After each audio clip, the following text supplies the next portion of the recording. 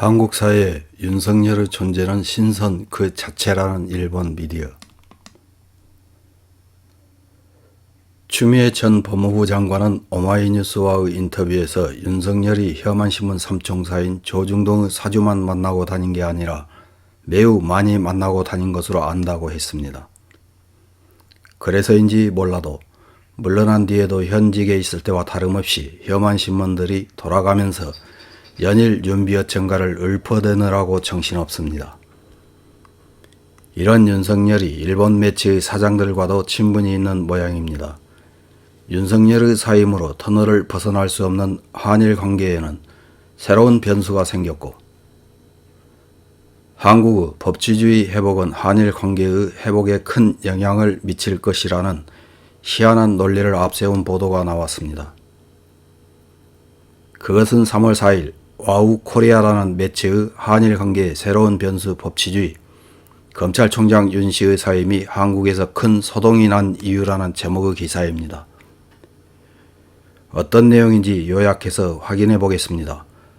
오늘 한국의 차기 대통령 후보로 거론되고 있는 윤석열 검찰총장이 전격 사임했다.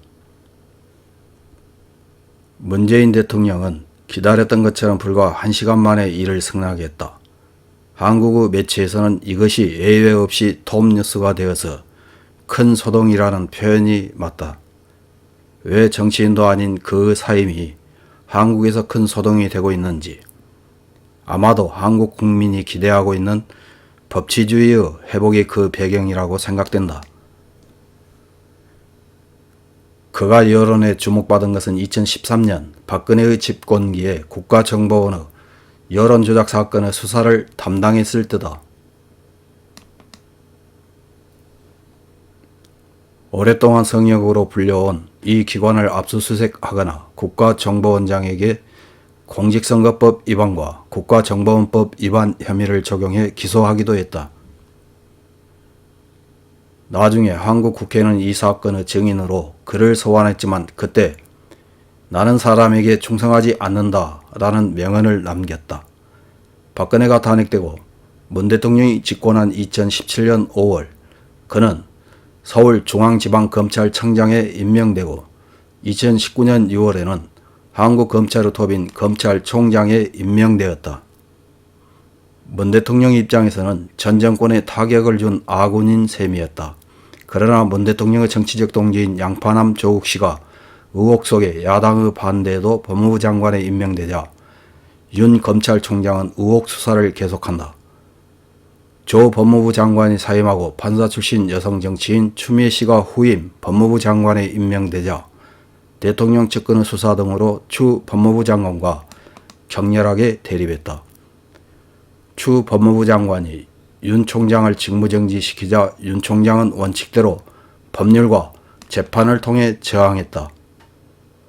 그 결과 윤 총장은 검찰총장의 직무에 복귀했지만 반대로 추 법무부 장관은 사임에 내몰렸다.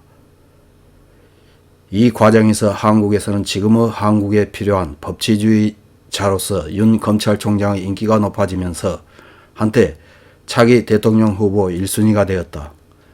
정치지향과 임기응변이 중시되고 원칙고집과 매뉴얼 지키기가 약한 한국 사회에 대한 그 존재는 신선 그 자체였다. 윤 총장의 전격 사임은 집권여당 더불어민주당이 추진 중인 중대범죄수사청의 입법 추진에 반대한 것, 윤 총장이 집권여당의 말을 듣지 않으면 다른 기관을 만들어 검찰의 수사권을 제한하려는 움직임으로 해석된 셈이다. 윤 총장은 오늘 이 나라를 지탱해온 헌법 정신과 법치 시스템이 파괴되고 그 피해는 고스란히 국민에게 돌아올 것이라고 사임의 변을 남겼다.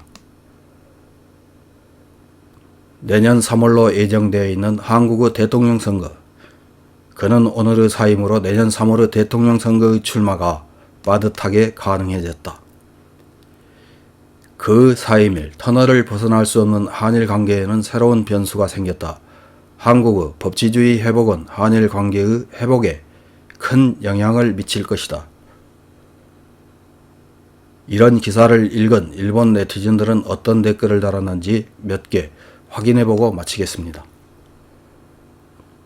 첫 번째 댓글입니다. 누가 대통령이 되어도 반일은 지지율을 위한 아이템인 것에 변함이 없다는 것은 알고 있습니다. 이 사람이 다음 대통령이 되면 한일 관계를 더욱 악화시키고 반일 선동에 매진하여 최종적으로는 단교까지 갔으면 하고 기대하고 있습니다. 다음 댓글입니다. 이제 한국이 국내에서 뭘 하든지 상관없지만 조약과 합의 정도는 지켜주세요. 문정권이 종북이든 반일이든 아무래도 좋다. 숨쉬듯 거짓말을 하고 약속도 지키지 못하는 것이 문제. 다음 댓글입니다. 사상 최악의 문정권보다는 기대할 수 있는 것은 아닐까 생각한다. 문에 휘둘려 한국민의 반일 감정이 꽤 높아진 것은 사실. 문이 우리 안으로 들어가는 것을 보고 싶기도 하지만 이대로 단계로 진행되어도 좋다. 일본이라면 어느 쪽이든 방관할 수 있다. 다음 댓글입니다. 국제조약보다 국내법 우선, 원칙 파괴, 소급법, 법치주의와는 거리가 먼 한국에서 법치주의를 외쳐도 징용공이나 위안부 판결의 철회를 한국민은 허용하지 않는다. 따라서 누가 되든 한일 관계는 어쩔 수 없다. 현재로서는 서로 떨어질 수밖에 없다. 일본 경제를 위해서도 그 편이 좋다. 다음 댓글입니다. 누가 대통령이 되어도 어린 시절부터 반일 교육을 받고 있는 국민이 있는 한 한일 관계는 변하지 않을 것이고 일본 국민은 이미 한국과는 관련되고 싶지 않다고 생각해요. 다음 댓글입니다. 여기서 말하는 법치주의 회복이라는 것은 통치권이 법률의 제한을 받고 또 그것을 근거로 행해진다고 하는 것이겠지요. 그러나 한국에서는 그 법률의 해석, 운용에 문제가 있기 때문에 그것을 아무리 지켰다고 말해도 한일 관계의 회복으로 연결되지 않을 것입니다. 다음 댓글입니다. 한국 역대 대통령으로 어린 시절에 일본에서 지낸 이명박, 부친이 대단한 친일파로 부녀가 역대 대통령이 된 박근혜, 두 사람 모두 대단한 친일파로 알려졌지만 대통령 취임 후 곧바로 반일가로 변했다. 누가 대통령이 되든 반일가로 변하는 것은 틀림없고 일본은 누가 대통령이 되든 한국과는 단행해야 한다. 이상입니다.